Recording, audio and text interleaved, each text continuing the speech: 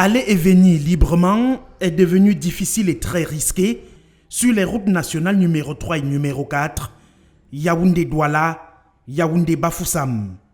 Des véhicules caillassés, des usagers brutalisés et des biens emportés, il y a de la psychose dans l'air. Quand il y a les coupeurs de route, il n'y a aucun signe. Bon, brusquement, tu viens seulement tomber parce que tu n'attendais pas.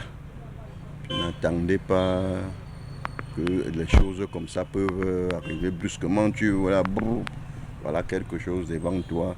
On connaît des endroits qui sont là. Parfois, il y a des heures qu'on gare aussi avant de prendre la route. Donc, ils sont tellement la route, on dit Douala, Yaoundé. Quand tu quittes déjà Douala, tu arrives à Yaoundé sans problème, tu dis Dieu. La peur, c'est un phénomène naturel, surtout quand ça nous concerne directement. Donc, c'est vrai, j'ai entendu que voilà. Et effectivement, j'ai eu peur. Mais bon, c'est mon métier, c'est mon travail. Donc. Après, ça passe, on se dit, Dieu est au contrôle, tout simplement. Un phénomène qui avait pourtant disparu depuis la neutralisation des coupeurs de route dans le Grand Nord. Voici que les forces de sécurité sont de nouveau mises à rude épreuve. Pour faire face et riposter, le dispositif est renforcé parfois dans l'anonymat et en civil. On garde une liaison à vue avec ce dernier-là dans le but de tendre l'embuscade à ces bandits-là, ces malfaiteurs. Et nous sommes en contact permanent à travers les liaisons téléphoniques avec nos camarades. Nous avons renforcé la sécurité au niveau de notre circonscription.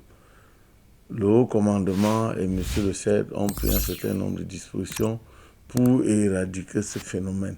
C'est vrai qu'ici, on n'a jamais eu ce genre de cas. Nous n'avons jamais vécu ce genre de situation parce que nous sommes permanemment en éveil. Quelques jours après la frayeur, le dispositif mis en place rassure de plus en plus les usagers.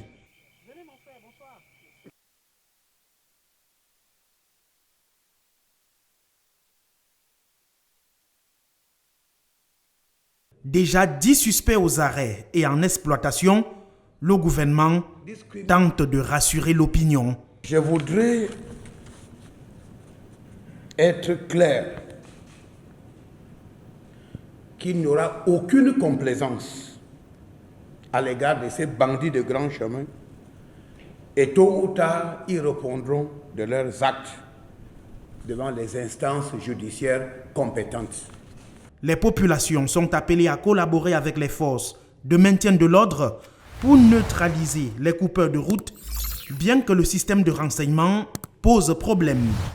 Question: comment des individus ont pu s'organiser, monter des gangs et attaquer des citoyens sur 2 nationales autant prisées sans la moindre prévention et avec une telle assurance?